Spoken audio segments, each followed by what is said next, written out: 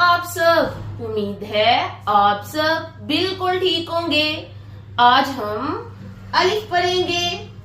अलिफ की आवाज अ से शुरू होती है, जैसे अ पर ये अ। आइए अलिफ से बनने वाली चीजों के नाम सीखते हैं। अलिफ अ अंगूर, अंगूर, अंगूर।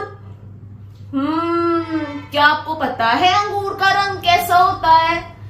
अंगूर का रंग सब्ज होता है। अलिफ ऊंट, ऊंट, ऊंट। अलिफ अंडा, अंडा, अंडा। अलिफ अनार, अनार, अनार। तो प्यारे बच्चों, क्या आपने गौर किया?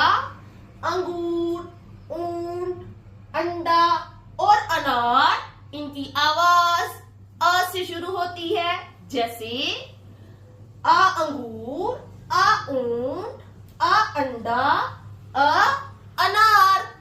तो प्यारे बच्चों, इस सबक को अपने दोस्तों के साथ मिलकर पढ़ें। अल्लाह हाफिज।